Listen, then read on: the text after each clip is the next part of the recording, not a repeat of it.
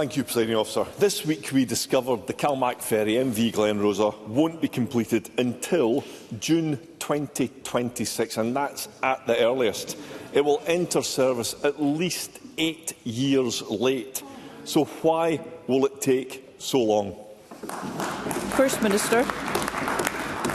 So, first of all, I want to make clear that the time that it's taken to build the Glen Rosa is unacceptable. The Deputy First Minister set out to Parliament yesterday many of the reasons why that's the case. This has obviously caused disruption to island communities, and the Scottish Government is very focused on making sure, with the measures the Deputy First Minister outlined yesterday, that early progress is made on the Glen Rosa and that it can join the Glen Sannox in service at the earliest possible opportunity. Russell Findlay. Thank you. We asked John Swinney's predecessor how high the eventual bill for the Glen Rosa and Glen Sannox was likely to reach. 3 years ago, we specifically asked Nicola Sturgeon if the costs would exceed £400 million. And she said, "I simply don't recognise those numbers." Well, Scotland's taxpayers certainly do recognise those numbers, because they're the ones paying the bill for the SNP's mess. Reporting this week, the BBC said the ferries will now cost £460 million and counting. So does John Swinney at least recognise those numbers?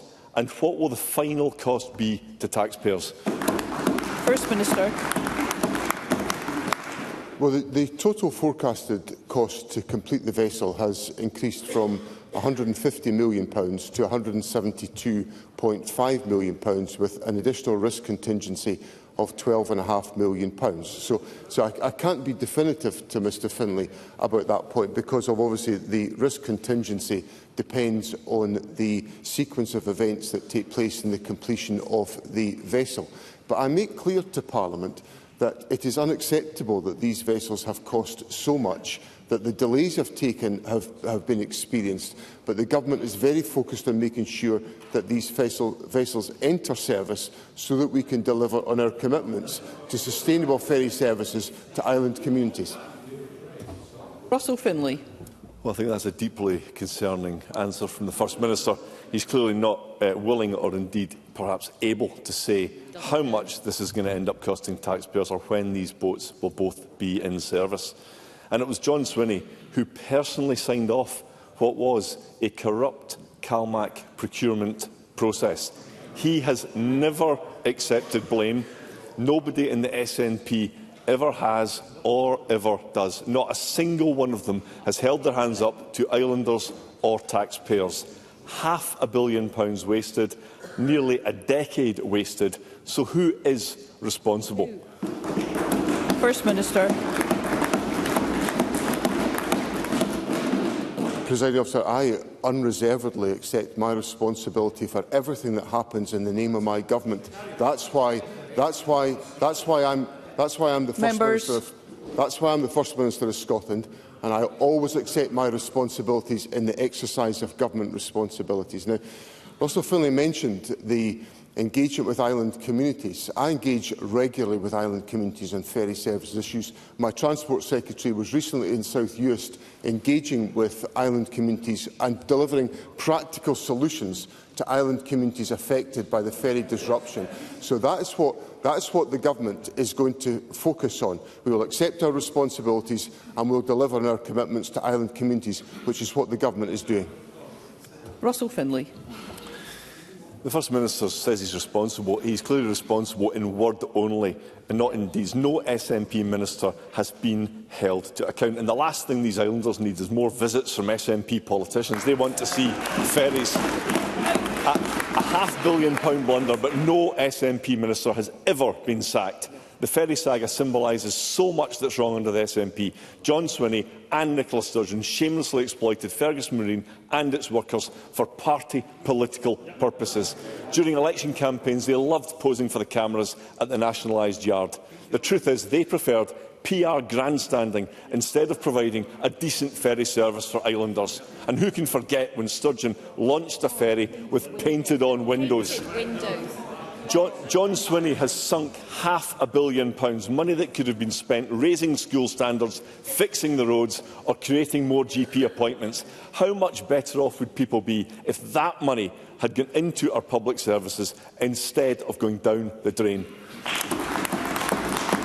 Let's always use first and surnames. First Minister. Let's look, President Officer, at the commitment of the Government to ferry services. So when the Government came to office in 2007, the budget for ferry services was £90 million. In the current financial year, it's now 5 times that budget.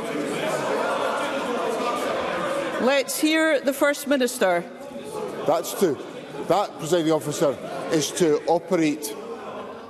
That, Presiding Officer, is to operate the services to our communities, which are now more extensive than when we came to office. Now, we've delivered the Glen Rosa into service. We've purchased the additional vessel of the Loch Freesa. We've chartered the MV Alfred and the MV Arrow to provide additional resilience.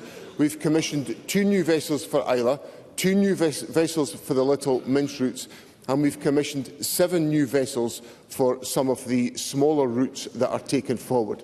We've progressed investment in key ports and harbours, and we are confirming revenue funding and strategic support to the island ferry services in Scotland. So this Government will keep true to its commitments. Let us hear the First Minister. This Government will keep true to island communities its commitments, which is principally delivered through the fact that ferry travel to our island communities is significantly cheaper than the ferry services would have been.